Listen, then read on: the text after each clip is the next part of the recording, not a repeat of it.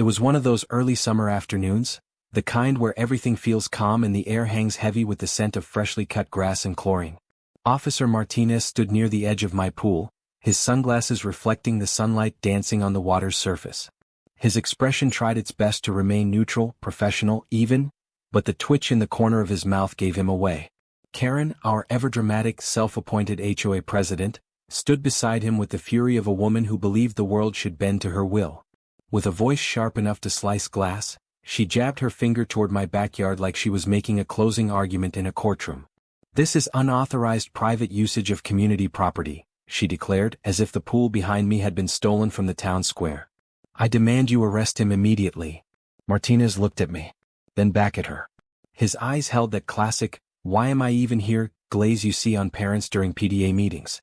I didn't even have to say a word. I just reached into the folder I had prepared weeks ago for this very moment and handed him the one thing that would unravel Karen's delusion entirely, my property deed. Even before he read it, I could see the corners of his mouth twitching again. I didn't blame him. The situation was absurd.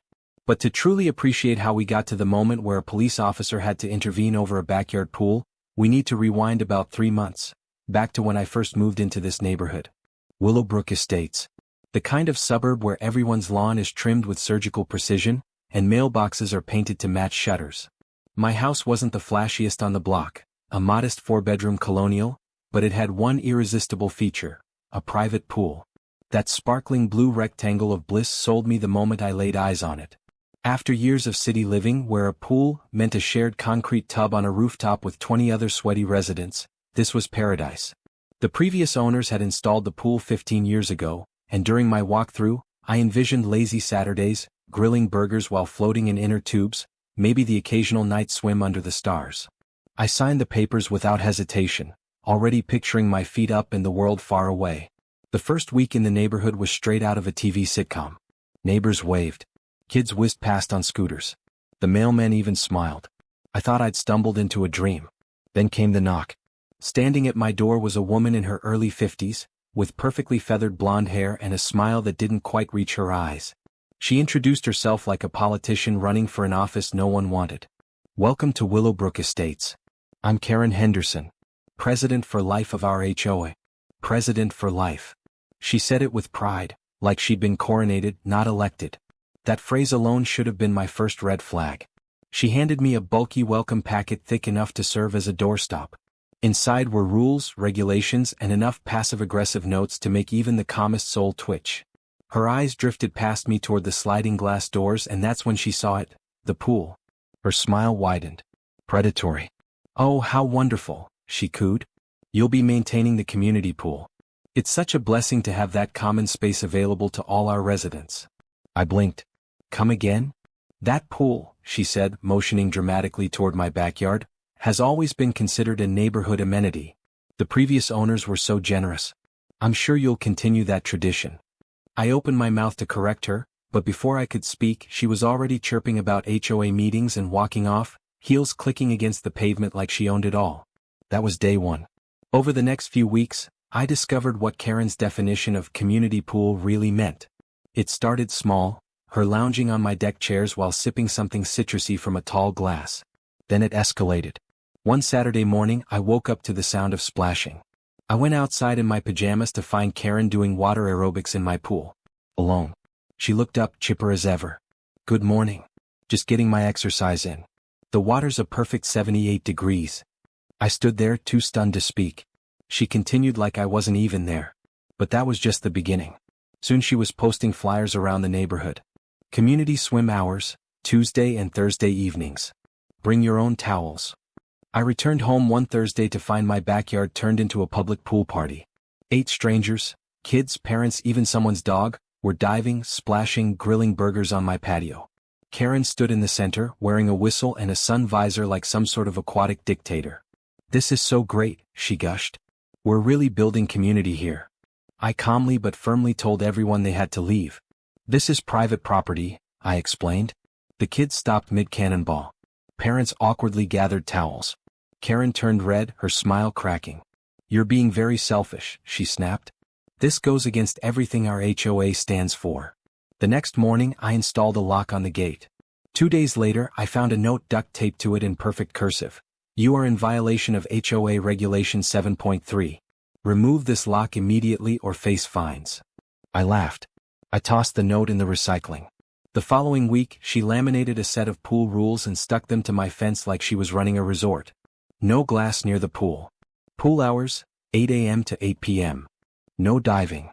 I was baffled, amused, but mostly irritated. I began asking around the neighborhood. Most neighbors shrugged. That's just Karen, they said. One neighbor, Tom from 2 houses down, pulled me aside. She tried the same thing with my hot tub, he whispered. Called it a community relaxation station. I had to threaten legal action. Apparently, Karen had a long history of confusing personal property with shared resources. But my pool? It was her ultimate conquest. Everything came to a head one Wednesday afternoon.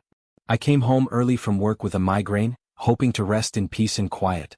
Instead, I found a full-blown synchronized swimming session happening in my backyard. Karen and 3 of her friends were in matching floral swimsuits, blaring 60s music and practicing routines. One of them did a handstand. Another splashed water in time with the beat. That was it. I marched outside. Karen. Now.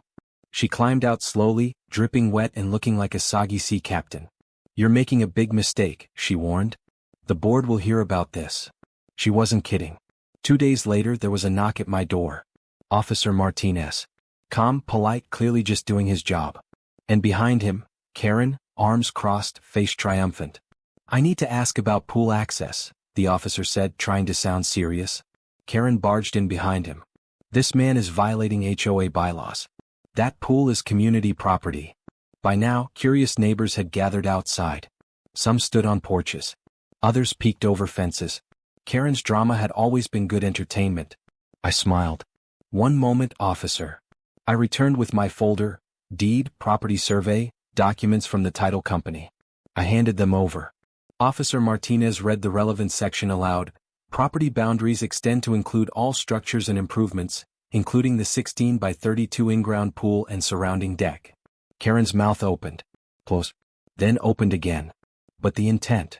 Intent, Martinez cut her off, doesn't override legal ownership. This pool is private property. A ripple of laughter passed through the gathering crowd. One neighbor muttered, told you she was wrong. Karen turned to them for support. You all use this pool. Tell him. No one said a word. Officer Martinez handed me back my papers and turned to Karen. Ma'am, if you continue entering this property without permission, you may be charged with trespassing. She sputtered. She fumed.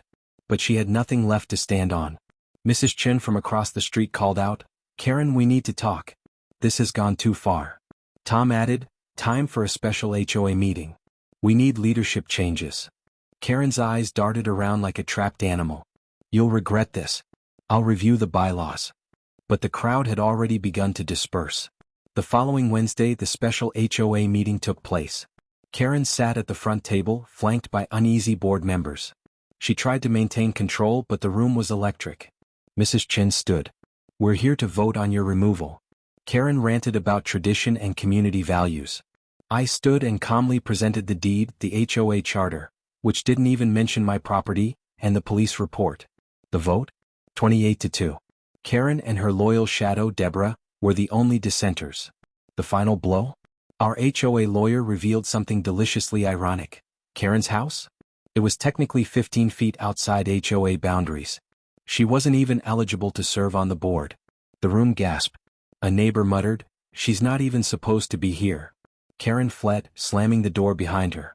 2 weeks later, I lounged in my pool, security cameras installed, privacy fence raised, and a motion-triggered speaker cheerfully chirping, this pool is not community property. The HOA billed Karen $5,000 for the emergency legal consultation. Tom saw her at the grocery store last week. She spotted him and abandoned her cart. Ran straight to her car. Her reign? Officially over. And me? I was finally floating in peace.